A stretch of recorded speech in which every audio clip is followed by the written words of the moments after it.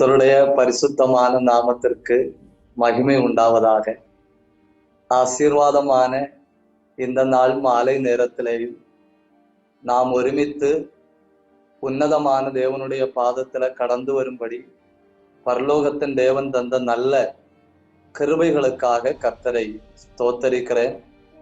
இந்த நல்ல ஊழியங்களுக்காக ஆண்டவரை மகிமைப்படுத்துகிறேன். கிடைக்கிற எல்லா வாய்ப்புகளையும் பயன்படுத்துகிற எல்லா தேவஜனங்களுக்காக ஆண்டவரை ஸ்தோத்தரிக்கிறேன். இந்த ஊழியங்களை முன்னின்று நடத்துகிற மார்டினையாவுக்காக, இன்னும் மஸ்கட்டிலிருந்து செயல்படுகிற தேவ மனிதர்களுக்காக, பல இடங்களிலிருந்து திருவசனத்தை ஆழமாய் தியானிக்கும்படி இணைந்திருக்கிற உங்கள் எல்லாருக்காக ஆண்டவரை மகிமைப்படுத்துகிறேன், உங்களை வாழ்த்துகிறேன். இந்த நாளிலேயும் எபேசு சபைக்கு ஆண்டவர் சொன்ன சில ஆலோசனைகளை நாம் கற்றுக்கொள்ள போகிறோம். கடந்த வாரத்தில் உண்மையிலே நான் ஒரே வாரத்தில் எபேசு சபையை தியானித்து முடிக்க வேண்டும் என்று நினைத்தேன். அவ்வளவு வேகமாய் நாம் தியானித்தும் அது முடியாமல் போயிற்று. இந்த நாளில நாம் எபேசு சபையை குறித்து கொஞ்சம் வேகமாய் தியானிக்க போகிறோம். அடுத்த வாரத்துல கடந்து வருகிற பொழுது இந்த 2வது சபை சிமர்னா சபையை குறித்து தயவு செய்து வெளிப்படுத்தின விசேஷத்துல சொல்லி இருக்கிற வசனங்களை நீங்கள் வாசித்து விட்டு வரும்படி நான் உங்களை அன்போடு கேட்டுக்கொள்ளுகிறேன். அது நாம் கற்றுக்கொள்வதற்கு கொஞ்சம் எளிதாயிருக்கும். Last week we were discussing about the city of Ephesus, the church at Ephesus. Mainly we are talking about what is first love. பட்டணத்தை குறித்து படித்தோம். அந்த பட்டணத்தில் உள்ள எபேசு சபையை குறித்தோம். அது எப்படி உருவானது என்று கற்றுக்கொண்டோம்.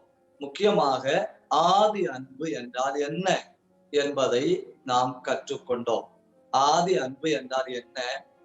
4 முக்கியமான காரியங்கள். ஒன்று, அப்போஸ்தல நடவடிக்கைகள் 19ஆம் அதிகாரம் 18வது வசனம். Acts chapter 19 and verse 18. அது என்ன கூறுகிறது? அவர்கள் வெளிப்படையாய் அறிக்கையிட்டார்கள். They were confessing openly. அது ஆதி அன்புக்கு ஒரு அடையாளம். செகண்ட், 2வதாக அவர்கள் என்ன செய்தார்கள்? Acts chapter 19 verse number 19. அப்போஸ்தல நடவடிக்கைகள் 19ஆம் அதிகாரம் 19வது வசனம். என்ன செய்தார்கள்? They were burning. அவர்கள் சுட்டெரித்தார்கள். அதை நாம் கொஞ்சம் ஆழமாய் கற்றுக்கொண்டோம். கிட்டத்தட்ட 300 கோடி, நிகழ்காலத்துல 300 கோடி ரூபாய் மதிக்கத்தக்க பொருட்களை அவர்கள் சுட்டரித்தார்கள். காரணம் என்ன? Christ is more than all. எல்லாவற்றை விட கிறிஸ்து பெரியவர். அதாக்கும் ஆதி அன்பு. அடுத்து Acts chapter 19 verse 20. அப்போஸ்தல நடவடிக்கைகள் 19ஆம் அதிகாரம் 20வது வசனம். The word of God was growing. They allowed the word of God to grow. வசனம் வளர்ந்தது. ஆதி அன்பு என்றால் என்ன? ஒன்று, அறிக்கையிட்டார்கள். They were confessing. 2, சுட்டரித்தார்கள். 3, Christ is more valuable than all என்று உணர்ந்தார்கள். கிறிஸ்து எல்லாவற்றை விட பெரியவர் என்று உணர்ந்தார்கள். 4, தேவ வசனத்தை வளர விட்டார்கள். இதற்கும் ஆதி அன்பு அப்படின்னு சொல்லி இருக்கிறது. இந்த நாளில கொஞ்சம் கூட ஆழமாய் நாம் முக்கியமான சில காரியங்களை வேகமாய் தியானிக்க போகிறோம். இந்த நாளில் நாம் முதல்ல பார்க்க போகிறது அப்போஸ்தலனாகிய பவுலுக்கும் எபேசு சபைக்கும் இருந்த தொடர்பு. அந்த தொடர்பு அந்த எபேசு சபைக்கு சில காரியங்கள்ல வெற்றியை கொண்டு வந்தது. அதையும் தேவன் அவர்களுக்கு கொடுக்கிற சில எச்சரிக்கைகளை கூட தியானித்து இந்த நாளோடு நாம் எபேசியரின் தியானத்தை முடித்துக் கொள்ள போகிறோம். அப்போஸ்தலனாகிய பவுலுக்கும் எபேசியருக்கும் என்ன தொடர்பு இருந்தது? வாசிக்கலாம். வெளிப்படுத்தல் 2ஆம் அதிகாரம் 5வது வசனம். Revelation chapter 2 and verse 5. ஆகையால் நீ இந்த நிலைமையிலிருந்து விழுந்தாய் என்பதை நினைத்து மனம் திரும்பி ஆதியில் செய்த கிரியைகளை செய்வாயாக. இல்லாவிட்டால் நான் சீக்கிரமாய் உன்னிடத்தில் வந்து நீ மனம் திரும்பாத பட்சத்தில் உன் விளக்கு தண்டை அதனிடத்தினின்று நீக்கிவிடுவேன். There we see a very particular word, remember. பாத்தீங்களா அந்த வார்த்தை remember. இதுக்கு தொட்டு மேல உள்ள வசனத்திலையும் ஒரு R இருக்கு. அந்த வெளிப்படுத்தல் 2ஆம் அதிகாரம் 4வது வசனத்திலையும் R என்கிற ஒரு லெட்டர் சொல்லி இருக்கு. அது என்ன? ரெனவுன்ஸ். அப்போ நீ ஆதியில் கொண்டிருந்த அன்பை விட்டு விட்டாய், ரெனவுன்ஸ். இப்போ 2வது R அது என்ன? ரிமெம்பர். எபேசியருக்கு ஞாபகத்தில் வைத்துக் கொள்வதற்கு என்னெல்லாம் உண்டு அப்படின்னு பாருங்க. என்னெல்லாம் உண்டு எபேசியருக்கு ஞாபகம் வைக்க? அவர்கள் எதிலோ இருந்து விழுந்து விட்டார்கள்.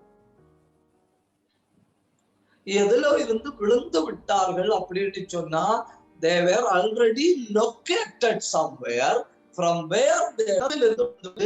When we read the book of Revelation, we can't get it, but when we read the book of Ephesians, we can get it. என்ன நிலைமையில ஆண்டவர் அவர்களை வைத்திருந்தார்? Ephesians chapter 1 and verse number 5 and 6. The position of the adopted children. பிரியமானவருக்குள் தாம் நமக்கு தந்தருளின தம்முடைய கிருபை மகிமைக்கு புகழ்ச்சியாக தம்முடைய தயவுள்ள சித்தத்தின்படியே நம்ம இயேசு கிறிஸ்து மூலமாய் தமக்கு புத்திரராகும்படி முன் குறித்திருக்கிறார். அங்க என்ன சொல்லி இருக்கு? You became adopted children. நீங்கள் தத்தெடுக்கப்பட்ட குழந்தைகளாக்கப்பட்டீர்கள். Now you are in the position of a child. ஒரு பிள்ளைக்கு உரிய பதவியில நீங்கள் இருக்கிறீர்கள். 2வது அவர்கள் எங்க இருக்கிறார்கள்? Ephesian chapter 2 and verse 7. எபேசியர் 2:7. கிறிஸ்து இயேசுவுக்குள் நம்மை அவரோடே கூட எழுப்பி உன்னதங்களிலே அவரோடே கூட உட்காரவும் செய்தார். Seated in the most high place. உன்னதங்களில் உட்கார வைக்கப்பட்டிருக்கிறார்கள். This is the position of the believers at Ephesus. Not only the position of believers at Ephesus, it is the condition of everyone that follow Christ. Amen. கிறிஸ்துவை பின்பற்றுகிற எல்லாருடைய நிலைமை இதுதான். You are located in the high place. You are positioned. You are seated. நீங்கள் உயரங்களில் வைக்கப்பட்டிருக்கிறீர்கள். அது மட்டுமல்ல, நீங்கள் அவருடைய பிள்ளைகளாக்கப்பட்டிருக்கிறீர்கள். இப்போ அதிலிருந்து விழுந்தார்கள்.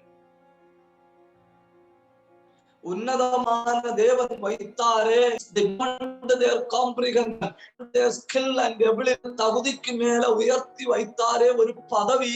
அந்த பதவியிலிருந்து they have just slipped. அப்போதான் எனக்கு ஒரு காரியம் புரியுது. விழுந்து கிடந்தாலும் பாட்டு பாட முடியும், விழுந்து கிடந்தாலும் ஆராதிக்க முடியும், விழுந்து கிடந்தாலும் ஜபிக்க முடியும். அதற்கு முன்னமே செய்து கொண்டிருந்த எல்லா ஆவிக்குரிய காரியங்களையும் அது போல செய்ய முடியும். Even if you have fallen, you can continually do all the other spiritual activities just like you have done before.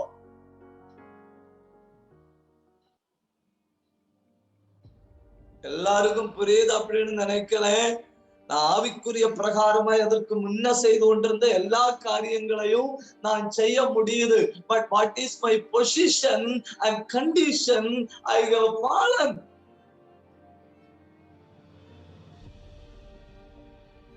அப்போ விழுந்து கிடக்கிறவனை மனிதன் கண்டுபிடிக்க முடியாது. உதாரணம் வரும்போ தேங்காய் விழுந்தது அப்படின்னு நமக்கு எப்படி தெரிந்து? தேங்காய் விழுந்தால் just behind that there is a sound follows. தபக்குன்னு ஒரு சத்தம் கேட்கும், விழுந்ததற்கான சத்தம். அதே நேரத்துல இந்த குக்கும்பர் தெரியுமா, வெள்ளரிக்காய், வெள்ளரிக்காவும் அதனுடைய அந்த கனெக்ஷன்ல இருக்கும். அதுக்கு என்ன சொல்லுவாங்கன்னு தெரியல, அந்த அந்த பிராஞ்சில அப்படி பிடிச்சிருக்கும். இங்க என்னோட விரல பாருங்க, அந்த வெள்ளரிக்காய் பிடி விட்டுன்னு வைங்க, யாருக்காவது தெரியுமா?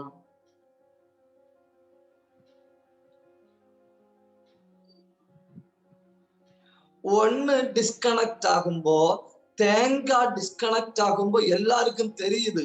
அதே நேரத்துல when cucumber is disconnected nobody knows. ஒண்ணு when it is getting disconnected everybody notice. The other when it is getting disconnected to secret nobody understands.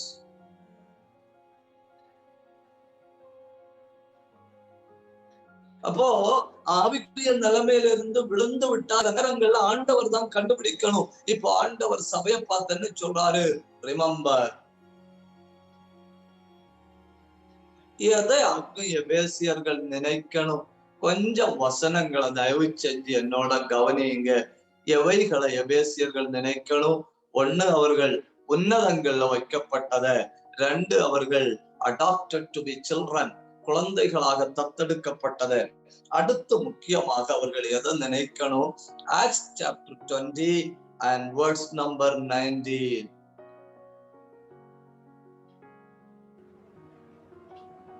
வெகு மனத்தாழ்மையோடும் மிகுந்த கண்ணீரோடும் யூதருடைய தீமையான யோசனைகளால் எனக்கு நேரிட்ட சோதனைகளோடும் நான் கர்த்தரை சேவித்தேன்.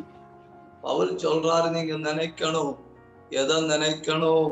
மிகுந்த நெருக்கடியோட, மிகுந்த தாழ்மையோட, மிகுந்த சோதனைகளுக்கு நடுவுல, நாம் மிகுந்த கண்ணீரோட உங்க நடுவுல கர்த்தரை சேவித்ததை நீங்க நினைக்கணும். You have to remember with all humility, with all tears, I was serving the Lord. Please do remember that.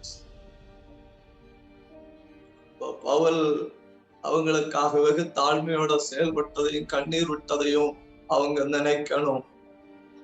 ரெண்டாவது எதை நினைக்கணும்? Acts chapter 20 and verse number 31. அப்போஸ்தலர் 20:31. ஆனபடியால் நான் 3 வருஷ காலமாய் இரவும் பகலும் கண்ணீரோடே இடைவிடாமல் அவனவனுக்கு புத்தி சொல்லி கொண்டு வந்ததை நினைத்து விழித்திருங்கள். எதை நினைக்கணுமா? 3 வருடங்கள் ராத்திரியும் பகலும், day and night, 3 years I was counseling you. அத நீங்க நினைக்கணும். யாரு சொல்றது? பவுல் சொல்றாரு. நான் போன வாரத்துல சொன்னேன், பவுல் அதிக காலம் தங்கி இருந்தது எபேசு பட்டணம். எபேசு பட்டணத்தின் ஜனங்கள் மல்டி லிங்குஸ்டிக், பல மொழிகள் தெரியும், ஹைலி எஜுகேட்டட், நல்ல படிப்பிருக்கு, வெல் எக்கனாமிக்கல், நல்ல வருமானத்துல உயர்ந்திருக்க பட்டணம். அந்த பட்டணத்துல நான் 3 வருடங்கள் உங்களுக்கு புத்தி சொல்லி வந்தத தயவு செஞ்சு நீங்க நினைக்கணும் அப்படின்னு பவுல் அவர்களை பார்த்து சொல்றாரு. அப்போ அதை நினைக்கணும். நான் கர்த்தரை சேவித்ததை நினைக்கணும். நான் உங்களுக்கு 3 ஆண்டுகள் புத்தி சொன்னதை நினைக்கணும். அடுத்து எதை நினைக்கணும்? 20ஆம் அதிகாரம் 28 முதல் 30 வசனங்கள். 20ஆம் அதிகாரம் 28 முதல் 30. ஆகையால் உங்களை குறித்தும் தேவன் தம்முடைய சுய இரத்தத்தினாலே சம்பாதித்து கொண்ட தமது சபையை மேய்ப்பதற்கு பரிசுத்த ஆவி உங்களை கண்காணிகளாக வைத்த மந்தை முழுவதையும் குறித்தும் எச்சரிக்கையாயிருங்கள்.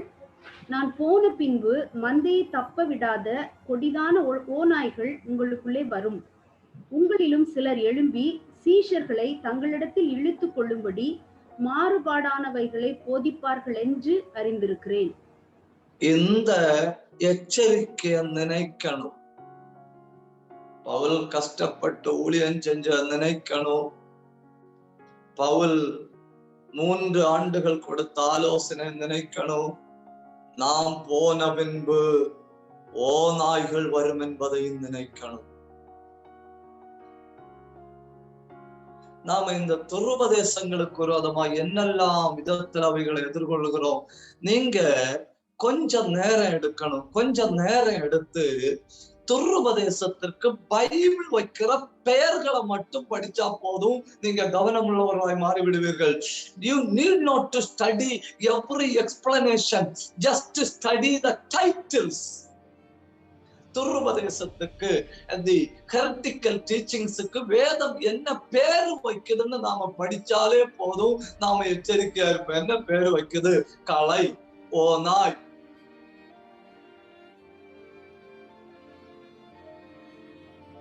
இப்படிப்பட்ட பெயர்கள் நீங்க நேரம் கிடைக்கும் அதை தேடி பார்க்கணும். அலையுண்டோடுகிற மேகம், மார்க்கந்தம்பி அலைகிற நட்சத்திரம், இப்படி எல்லாமாக்கும் அந்த தேவன் காட்டாத உபதேசங்களுக்கு வேதம் வைத்திருக்கிற பெயர். If we just know the names, we will be more alert. அந்த எல்லா அறியணும் அப்படின்னு இல்ல, அந்த அந்த அந்த உபதேசங்களுக்கு ஆண்டவர் வைத்திருக்கிற பேர் அறிஞ்சா போதும், நாம் அலர்ட் ஆயிடுவோம். கொஞ்சம் கவனிங்க. பவுல் ஆலோசனை கொடுக்கிறது AD 52, 53, 55 அந்த காலகட்டம்னு நினைச்சுக்கிடுங்க. AD 55 அப்படின்னு நினைச்சுக்கிடுங்க. 52 to 55. யோவான கொண்டு ஆண்டவர் சொல்லும் போது 96, 66, 76, 86, 96 40 ஆண்டுகளுக்குள்ள விழுந்து விட்டார்கள். என்ன கொடுமைன்னு பாருங்க. Within 40 years of period they have fallen. அவர்களுக்கு ஆண்டவர் ஆலோசனை கொடுக்கிறது என்ன? Remember. பிரியமான தேவ ஜனங்களே, அவர்களுக்கு மட்டும் இல்ல, கேட்டுக்கொண்டிருக்கிற நமக்கும் ஆண்டவர் தருகிற ஆலோசனை என்ன? நம்மை நடத்தினவர்கள் நமக்காகப்பட்ட வேதனை, நம்மை நடத்தினவர்கள் நமக்காக ஜெபித்த ஜெபங்கள், நம்மை நடத்தினவர்கள் நமக்கு கொடுத்த ஆலோசனைகள், இவைகளை நினைத்து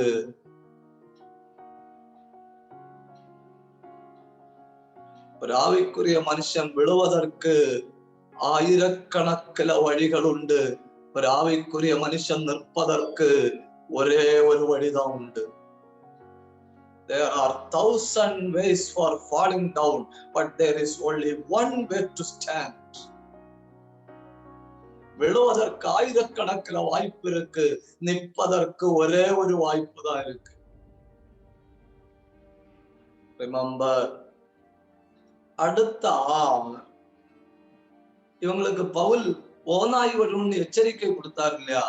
அதனால இவங்க என்ன பண்ணிட்டாங்க தெரியுமா? எபேசு சபை இந்த துருபதேசங்களை ஜெயிச்சது. அது ஒரு நல்ல காரியம். ஓநாய் வரும் அப்படின்னு பவுல் சொன்னாரு. ஓநாய் வந்தது. எங்கிருந்தெல்லாம் வந்தது? வெளியே இருந்தும் வந்தது, உள்ள இருந்தும் வந்தது. இவங்க ஜெயிச்சுட்டாங்க. ஏன்னா அன்னைக்கு கொடுத்த அந்த ஆலோசனை. வெளிப்படுத்துற விசேஷத்துல சொல்லி இருக்கிற எபேசு சபையை குறித்து தெளிவாய் நாம அறிய அப்போஸ்தல நடவடிக்கைகள் 19, 20 அதிகாரங்களை நல்லா படிச்சிருக்கணும். எபேசியர் நிருபம் நல்லா படிச்சிருக்கணும். அந்த 2 பின்னணியத்துல இந்த பகுதிகள் நமக்கு ரொம்ப ஆழமாய் தெரிந்து கொள்ள முடியும் அப்படின்னு கூட நான் சொல்லி கொண்டு முன்ன போறேன். ரெனவுன்ஸ், ரிமெம்பர், அடுத்து என்ன? ரிபண்ட், மனந்திரும்பு.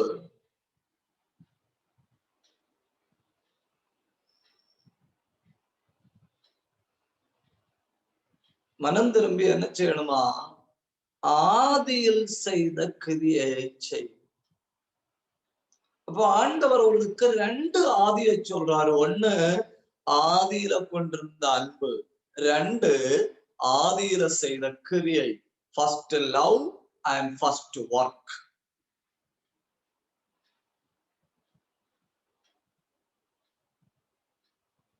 முதல்ல கொண்டிருந்த அன்பையும் கொண்டிருக்கணும். அதாவது எப்போ அந்த AD 52, 53, 55, AD 60 வரை உள்ள அந்த காலகட்டங்கள்ல வைத்திருந்த அன்பு. போன வாரம் நான் சொன்னேன், அந்த இளம் வயதின் அன்பு, என் நாயகர் அப்படிங்கிற அந்த உறவின் அன்பு, I am engaged with somebody அப்படிங்கிற அந்த possessive love.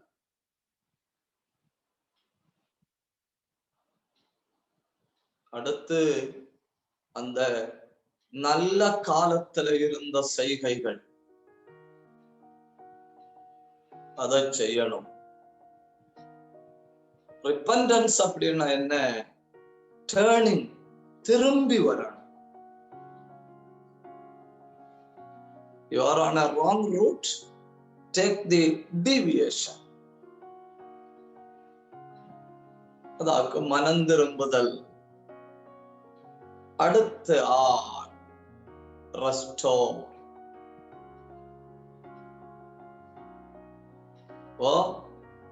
Remember, repent, restore. எதை ரெஸ்டோர் பண்ணணும்? ஆதியில செய்த கிரியைகளை ரெஸ்டோர் பண்ணணும். பைபிள்ல நாம படிக்க வேண்டிய ஒரு நல்ல சப்ஜெக்டாக ரெஸ்டோரேஷன். தாவீது ஜெபிக்கிறார், ரெஸ்டோர். இஸ்ரவேலர்கள் ஜெபிக்கிறார்கள், ரெஸ்டோர், எங்களை திருப்பி கொண்டு வாரும், எங்களை திரும்ப உயிர்ப்பியும். They were all praying for restoration. வேதாகமத்துல ஏகப்பட்ட ரெஸ்டோரேஷன்ஸ் உண்டு. ஒரு 7 எண்ணத்தை வேகமான அடுக்கடுக்கு அவங்களுக்கு சொல்லித்தாரேன். Number 1, restoration of Abel. Number 1, restoration of Abel. As we all know, Abel was brutally murdered in Genesis chapter 4, verse number 5 to 8. அதோட அந்த வரலாறு முடிஞ்சு போச்சுன்னு நினைக்காதுங்க. ஆபேல் செத்ததோட கதை முடிஞ்சு போச்சுன்னு நினைக்காதுங்க. ஆபேல் ஆண்டவர் திருப்பி கொடுத்தார். ஆபேல திருப்பி கொடுத்தாரா? எஸ், ஆபேல திருப்பி கொடுத்தார். எங்க சொல்லி இருக்கு? Genesis chapter number 4 and verse number 25. ஆதியாகமம் 4:25. பின்னும் ஆதாம் தன் மனைவி அறிந்தான். அவள் ஒரு குமாரனை பெற்று, காயின் கொலை செய்த ஆபேலுக்கு பதிலாக தேவன் எனக்கு வேறொரு புத்திரனை கொடுத்தார் என்று சொல்லி அவனுக்கு சேத் என்று பெயரிட்டாள். பாத்தீங்களா? ஆபேலுக்கு பதிலாக.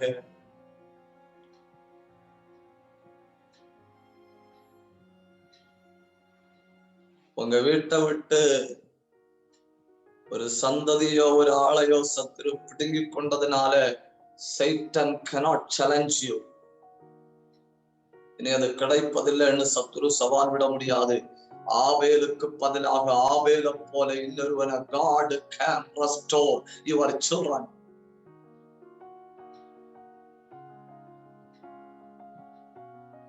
அந்த அம்மா அந்த குழந்தை எடுத்து பாக்குறாங்க. பார்க்கும்போது எப்படி இருக்கு? Look like Abel, just like Abel. ஆபேலை போல இருக்கு. ஆபேலுக்கு பதிலாக ஆபேலை போல இன்னொருவனை தந்தார் என்று சொல்லி அவனுக்கு சேத் என்று பெயரிட்டான். நேரத்துல என்ன தெரியுமா? வீட்டுக்குள்ள ஏதாவது ஒரு பிரச்சனை வந்தா புருஷன் சொல்லுவாரு மனைவியை பார்த்து, யூ ஆர் த ரீசன். மனைவி புருஷனை பார்த்து சொல்லும், யூ ஆர் த ரீசன். அது எங்க போய் முடியும்? குடும்ப கலகத்துல போய் முடியும். ஆனா அங்க அப்படி இல்லை. Adam knew his wife again. She conceived and gave birth to a child and said, instead of Abel, for Abel, God has given me other child. Restoration needs, please note it, restoration needs relationship.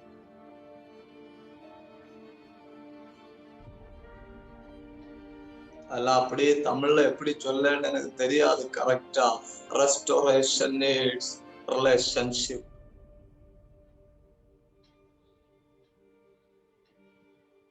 ஏதோ ஒண்ணு கையை விட்டு போனதுனால கலகம் வரக்கூடாது. ஏதோ ஒண்ணு விட்டு போனதுனால பிரச்சனை பெருசாக கூடாது. Still you wait. God can restore. You are able. ரெண்டு restoration of worship. ஆராதனை திருப்பிக் கொள்ளப்படுகிறது. ஒன்னு ஆபேல் திருப்பிக் கொள்ளப்படுகிறார். ரெண்டு ஆராதனை திருப்பிக் கொள்ளப்படுகிறது. Will you please look into Genesis chapter 4 and verse number 26. அவன் நாட்களில் ஜனங்கள் தேவனை தொழுது கொள்ள தொடங்கினார்கள்.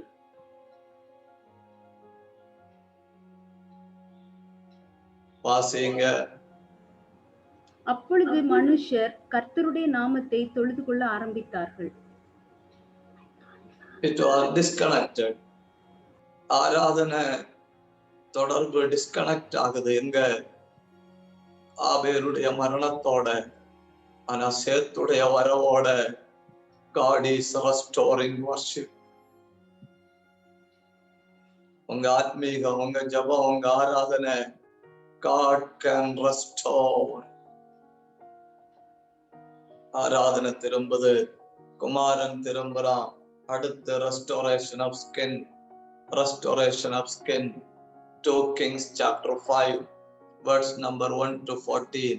We all know the story of Naaman. நாகமானுடைய கதை நமக்கு எல்லாருக்கும் தெரியும். Restoration of skin. அவன் என்ன மனசுல நினைச்சிட்டு வாரான், நான் போய் தீர்க்கதரிசிய பார்ப்பேன், தீர்க்கதரிசி வந்து எனக்கு தடவி விட்டு அப்படியே என்ன ஹீல் பண்ணுவாரு. You know what is the greatest problem? Greatest problem is our unwanted imagination. Imagination நடக்காம வரும்போ we are angry. சிந்திச்சது நடக்கலன்னு சொன்னோன்னா கோபப்படுறோம். That is also of him. அது அவனுக்கும் அப்படிதான். அவன் நினைச்சான் இவர் வந்து தடை விடுவார்னு, நடக்கல. He is in the peak of angry. கோபத்தின் உச்சியில நிக்கிறான் அவன். உடவுல ஒருத்த வந்து சொல்றான், cool down, go and take bath 7 times, you will be all right. போறான், யோர்தான்ல போய் 7 தடவை முங்குறான். 7 தடவை முங்கினப்போ 7ஆம் தடவை தண்ணிக்குள்ள இருந்து மேல வரும்போ குஷ்டம் பிடிச்ச தோலை ஆண்டவர் தொட்டார். Skin was restored. Your skin will be restored. Your worship will be restored. Your able will be restored. Number 4. 2 Kings chapter 6 verse number 1 to 7. Restoration of axe.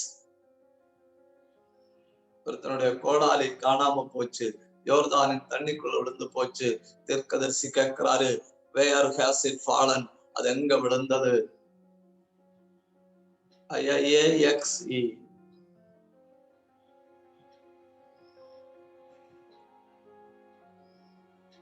கோடாலி. அவன் கேட்கிறான், அது எங்க விழுந்தது? சொல்றான், அங்க விழுந்தது. உடனே தீர்க்கதரிசி ஒரு மரத்தின் கம்ப வெட்டி எறிகிறாரு. அது மிதந்து வருது. Restoration of axe. You know what is axe? His income. அவனுடைய தொழில், அவனுடைய வருமானம். That has fallen to the river Jordan. It is coming back. அதையும் கர்த்தர் ரெஸ்டோர் பண்ண முடியுது. வேகமாய், கொஞ்சம் வேகமா. Genesis chapter 8 verse number 8 to 9. ஆதியாகமம் 8ஆம் அதிகாரம் 8-9 வசனங்கள். புறாவ் திரும்பவும் வேளைக்குள் வந்தது. Restoration of a dove. அடுத்த restoration of life. வேதத்துல எலியா தீர்க்கதரிசியின் காலத்துல ஒரு பிள்ளை உயிரோடு எழும்புது. இயேசு கிறிஸ்துவின் நாட்கள்ல மனிதர்கள் உயிரோடு எழும்புகிறார்கள். Restoration of life. Even God can restore your life.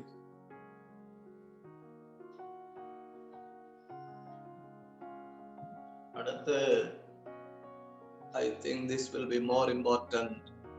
Restoration of everything.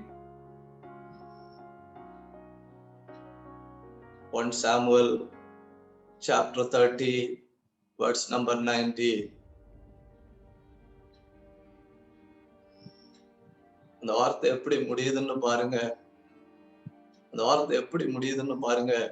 தாவீது எல்லாவற்றையும் திருப்பிக் கொண்டான். இங்கிலீஷ்ல இப்படி போட்டிருக்கு, David recovered all.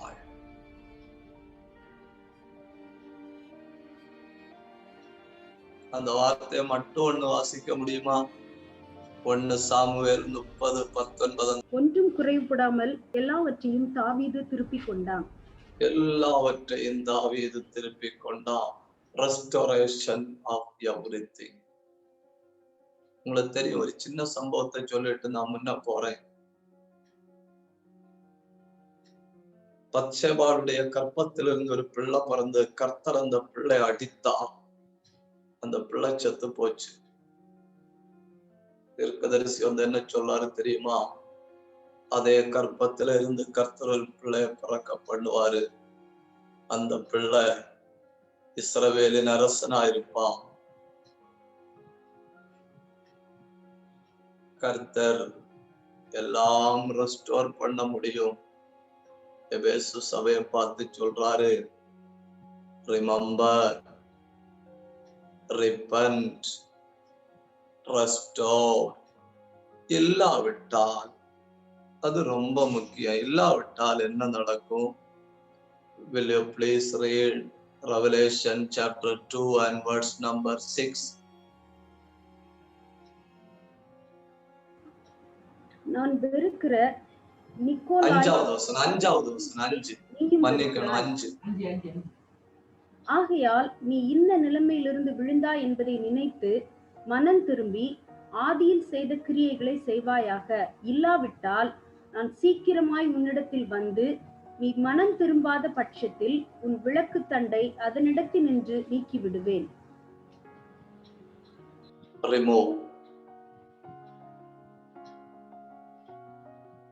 இந்த மேல சொன்ன ஆறெல்லாம் நாம செய்ய வேண்டியது.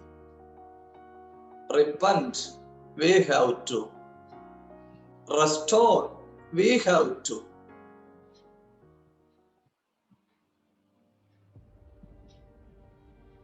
ஆனா ரிமூவ் இருக்க கர்த்தர். இந்த ரிமெம்பரும் ரிப்பண்டும் ரெஸ்டோரும் நாம செய்யலன்னா, எபேசு சபை செய்யலன்னா, ஆண்டவர் எபேசு சபையை பார்த்து சொல்றாரு, I will switch off. நான் என்ன பண்ணுவேன்? விளக்கு தண்டை ரிமூவ் பண்ணுவேன். அந்த போன வாரத்துல நான் தொடக்கத்துல சொன்னேன், எபேசு சபை எவ்வளவு பிரகாசமா இருக்கு. மேல இருந்து வெளிச்சம், கீழே இருந்து வெளிச்சம். ஆனா அந்த 5வது வசனம் என்ன சொல்லுது? விளக்கையே மாற்றுவேன். அப்ரிஷியேட் பண்றாரு, அக்யூஸ் பண்றாரு. Number 3, warning.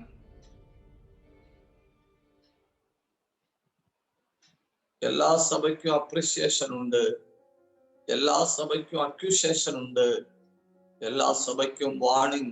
இஃப் நாட், நீ அதை செய்யல அப்படின்னா நான் என்ன பண்ணுவேன்? I will take action. நான் ரிமூவ் பண்ணுவேன். எதை ரிமூவ் பண்ணுவேன்? இன்னைக்கு 21ஆம் நூற்றாண்டுல பீச உருவேன்னா எப்படி இருக்கும்? அது போல ஆகும். I will remove the fuse. அப்படியாகும். ஆண்டவர் சொல்றாரு, 21ஆம் நூற்றாண்டின் படி பார்த்தா என்ன சொல்றாரு? நான் பீச உருவி போடுவேன் அப்படின்னு சொல்றாரு. அப்போ ஆப்பர்ச்சுனிட்டி உண்டு. ஆப்பர்ச்சுனிட்டிய பயன்படுத்தலைன்னா ஹெவி பனிஷ்மெண்ட் உண்டு. அடுத்து ஒரு பயங்கரமான பாராட்ட சொல்றாரு. என்ன சொல்றாரு தெரியுமா? நாம் இருக்கிறத நீயும் இருக்கிறான். மணவாட்டியுடைய வேலை என்ன? மணவாளனுடைய டேஸ்ட் ஏதோ அதுதான் மணவாட்டிக்கு டேஸ்ட். உங்களுக்கு எல்லாருக்கும் புரியுதுன்னு நினைக்கிறேன். மணவாளனுக்கு எது பிடிக்குமோ அதுதான் மணவாட்டிக்கு பிடிக்கணும். மணவாளனுக்கு எது பிடிக்காதோ அதுதான் மணவாட்டிக்கு பிடிக்காம இருக்கணும். What I hate, you also hate. நான் வெறுக்கிறதை நீயும் வெறுக்கிறாய். It's good. கர்த்தர் சொல்றார் எபேசு சபையை பார்த்து, whatever I hate, I am so happy that you are also hating. எது? நிக்கோலாய் மதஸ்தர். நிக்கோலாய் மதஸ்தர்னா என்ன? கொஞ்சம் முன்ன நான் சொன்னேன் இல்லையா, பவுல் சொன்னாரு ஓநாய்கள் வரும்.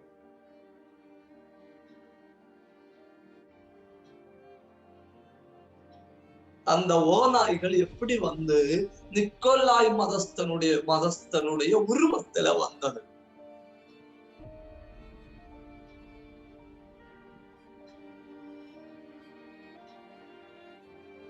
நிக்கோலாய்டன்ஸ் அப்படின்னு நாம பார்க்கிறோம் இல்லையா, டாக்ட்ரின்ஸ் மேல்டு பை நிக்கோலாஸ்.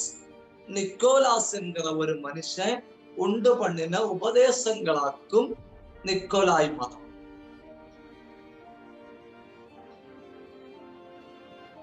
கொஞ்சம் கூட உங்களுக்கு தெளிவா புரியணும்னா, உங்களை எத்தனை பேருக்கு தெரியும்னு தெரியல, இந்த தேவாலயத்துல சபையில சாப்பாடுல பிரச்சனை வந்தப்போ ஒரு 7 பேரை வச்சாங்க. ஞாபகம் இருக்கு அவங்களுக்கு?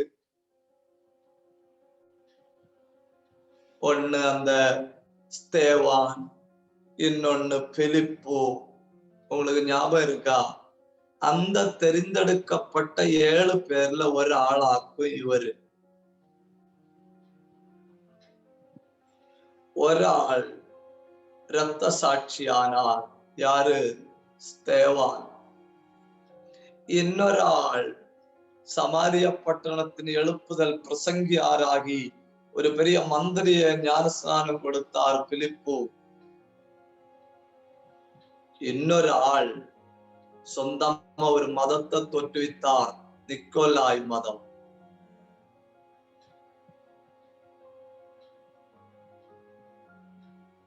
நிக்கோலாய் மதம் என்ன போதிக்குதுன்னு கேட்டா நமக்கு ஆச்சரியமா இருக்கும்.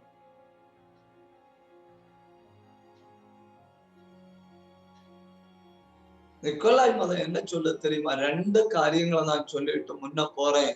நிக்கோலாய் மதம் என்ன சொல்லுதுன்னு கேட்டா, சரீரம் தீமையானது, அதனால சரீரத்துல என்ன செஞ்சாலும் அது ஆவியை தீட்டுப்படுத்தாது.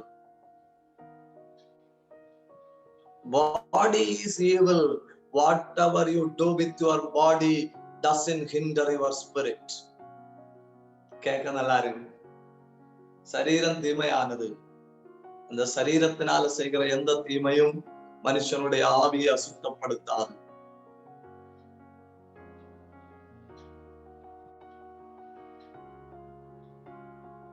2, அதனால சரீரம் இருக்கிற காலம் மட்டும் புசி குடி ஆனந்தமாயிரு. கேட்க நல்லா இருக்கு. இதாக்கு நிக்கோலாய் உபதேசம். இந்த புதிய உபதேசம் உள்ள வந்து கொஞ்சம் ஆட்களை பிடிக்க தொடங்கிச்சு. பிடிக்க தொடங்குற உடனே இவங்களுக்கு என்ன ஞாபகம் தெரியுமா? ஒரு 40 ஆண்டுகளுக்கு முன்னே அப்போஸ்தலன் பவுல் இவர்களை பார்த்து சொன்னது, நாம் போன பின்பு ஓநாய்கள் வரும். அலர்ட் ஆயிட்டாங்க. அலர்ட் ஆகி வேரோட வெட்டி போட்டாங்க. ஒரு நல்ல கிரிய. சில சத்துருடைய தந்திரங்களை வேர்ல வச்சே வெட்டணும். அது வளர்ந்துன்னா it will make too much damages.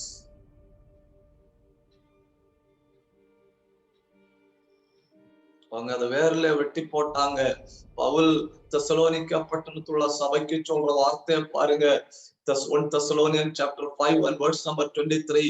1 Thessalonians 5:23. Pavul என்ன சொல்றாரு? உங்க ஆவி மட்டும் இல்ல காக்கப்பட வேண்டியது, உங்க ஆத்மா மட்டும் இல்ல காக்கப்பட வேண்டியது. உங்க ஆவி, உங்க ஆத்மா, உங்க சரீரம் முழுவதும் காக்கப்படுவதாக. இது நிக்கோலாய்க்காரங்களுக்குள்ள சுற்றியல் விதியாகும்.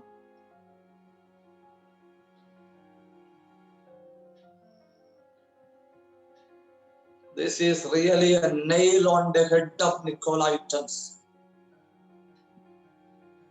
எதுவும் காக்கப்படணும்.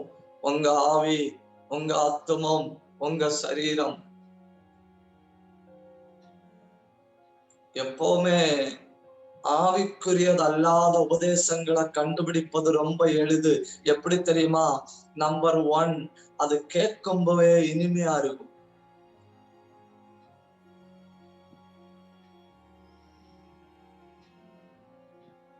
அந்த இனிமையில ஒரு வசீகரம் இருக்கும்,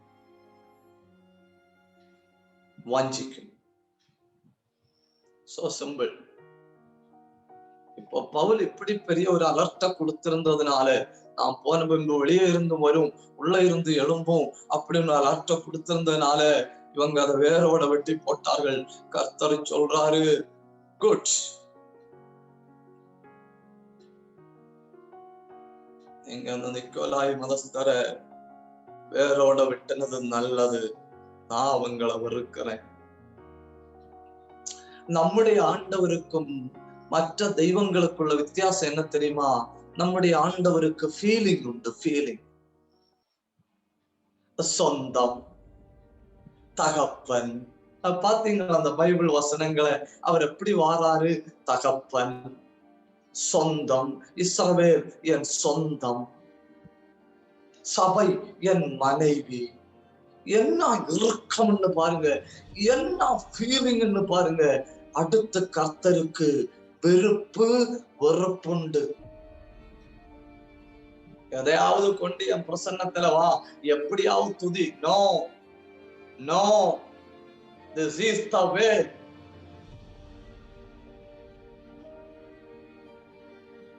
இப்படிதான் he has. அவருக்கு விருப்பங்கள், வெறுப்புகள் உண்டு. டீப் ஃபீலிங்ஸ் உண்டு அவருக்கு. ஆண்டவருடைய மொத்த உணர்வுகளும் வெளிப்படுகிற ஒரே இடம் எங்க தெரியுமா? ஆண்டவருடைய மொத்த இருதயம் வெளிப்படுகிற நேரமாக்கும் ஆராதனை.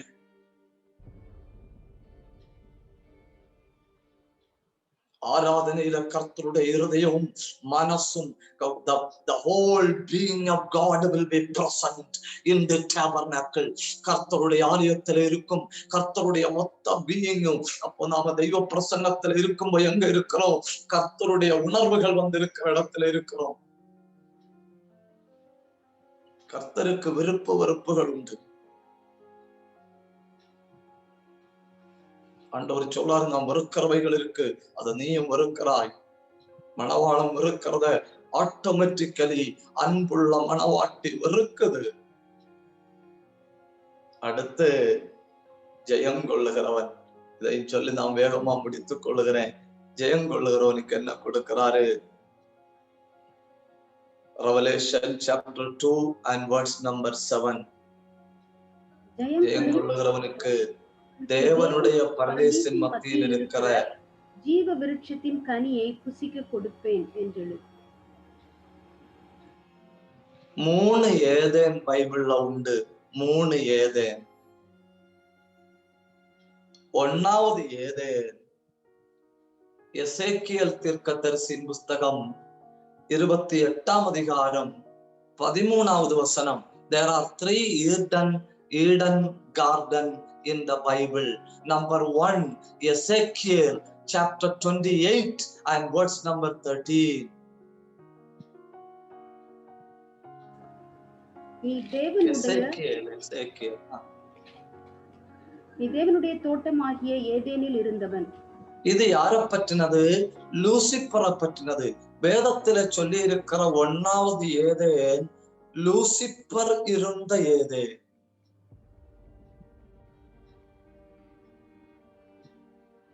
பைபிள்ல சொல்லி இருக்கிற 2வது ஏதேன் இது Genesis chapter 2 and verse number 8. ஆதியாகமம் 2:8.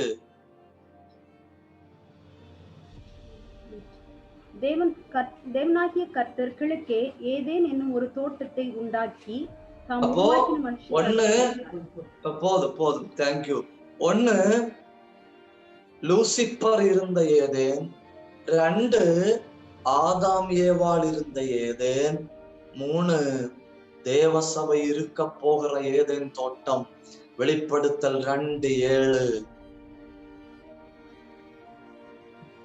ஜெயம் கொள்ளுகிறவன் எவனோ அவன் தேவனுடைய பரதேசின் நடுவில் இருக்கிற ஜீவ விருட்சத்தின் கனிய புசிக்க கொடுப்பேன். இததான் ஆதாம் ஏவாள் தொடாதபடி ஆண்டவர் தோட்டத்திலிருந்து துரத்தி விட்டார். அவர்கள் இனி கை நீட்டி ஜீவ விருட்சத்தின் கனிய புசிப்பார்களோ அப்படின்னு சொல்லி அந்த இடத்தை வாசிக்கிற சில ஆட்கள் என்ன சொல்லுவாங்க தெரியுமா? தேவன் பொறாம பிடிச்ச ஆளுங்க. நோ நோ நோ, அந்த இடத்தை கொஞ்சம் நீங்க புரிஞ்சுக்கிடணும். இவங்க எதை புசிச்சாச்சு? நன்மை தீமை அறியத்தக்க விருட்சத்தின் கனிய புசிச்சாச்சு. இவங்க பாவி ஆகியாச்சு. இனி இவங்க ஜீவ விருட்சத்தின் கனிய புசிச்சா என்ன செய்ய முடியாது? இவங்களை மீட்க முடியாது.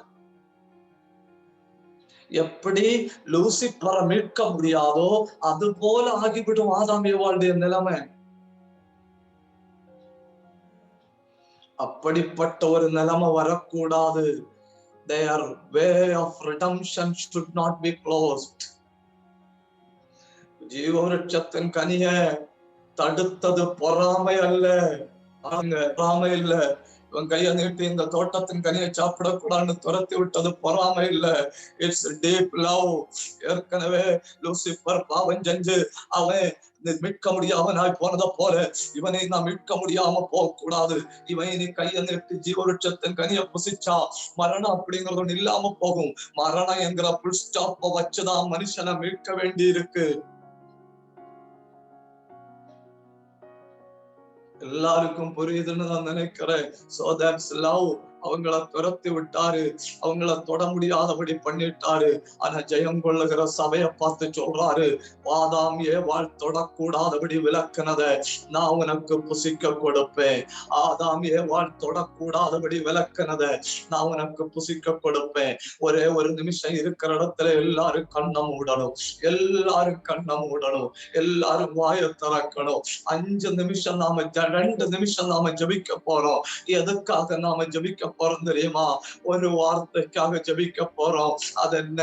ரெஸ்டோரேஷன். எல்லாரும் கண்ணை மூடி ஜெபிங்க, எல்லாரும் இருக்கிற இடத்துல கண்ணை மூடி ஜெபிங்க. ரெஸ்டோரேஷன். ஆண்டவரே, ரட்சண்யத்தின் சந்தோஷத்தை திரும்ப தாரும், அபிஷேகத்தை திரும்ப தாரும், வல்லமைய திரும்ப தாரும், ஆராதனைய திரும்ப தாரும், கிருபைய திரும்ப தாரும், என் பிள்ளைய திரும்ப தாரும், என் ஸ்கின்ன திரும்ப தாரும். உடவ கடக கடக தல்கனா அல்கந்தர சந்தரா. கை தட்டி ஆராதிக்க விருப்பம் உள்ளவங்க கை தட்டி ஆராதிங்க. இருக்கிற இடத்துல வாயை திறந்து கர்த்தரை உயர்த்த விருப்பம் உள்ளவங்க இருக்கிற இடத்துல வாயை திறந்து கர்த்தரை உயர்த்துங்க. வெட்கப்படாம 1-2 நிமிஷம் சத்த உயர்த்தி கூப்பிடுங்க.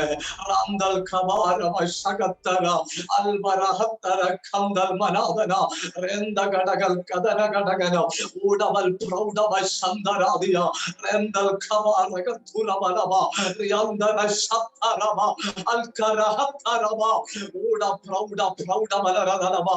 எது திரும்ப வராதுன்னு உலகம் சொல்லிச்சோ அது திரும்ப வருகிறது.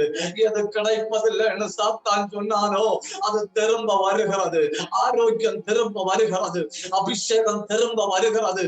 இழந்து போனவைகள் எல்லாம் எல்லாம் எல்லாம் restoration of everything. God can restore your family, God can restore your body, God can restore your health.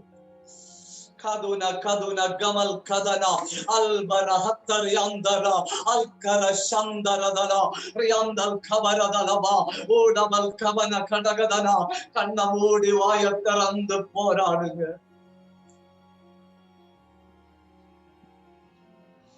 Jesus, Jesus. வாயை திறந்து ஆபேலுக்கு பதிலா ஆபேல போல ஒரு குமாரனை கொடுக்க முடியுமானா? யோர்தானின் வெள்ளத்துக்குள்ள போன கோடாலிய கொடுக்க முடியுமானா? பிள்ளைகளை திரும்ப கொடுக்க முடியுமானா? வாழ்க்கைய திரும்ப கொடுக்க முடியுமானா? தாவீதுக்கு எல்லாவற்றையும் திரும்ப கொடுக்க முடியுமானா? ஆதியில செய்ததும் இப்ப செய்ய முடியாம இருக்கிற அந்த கிரியைகளை திரும்ப செய்ய பலன் தாரும் ஆண்டவரே. சேத்தின் காலத்தில் மனுஷர் தேவனை தொழுது கொள்ள தொடங்கினார்கள். எடையடைய செய்யாம விட்டு போன ஆவிக்குரிய காரியங்களை நாம மறுபடியும் கண்டுபிடிச்சு செய்வோம்.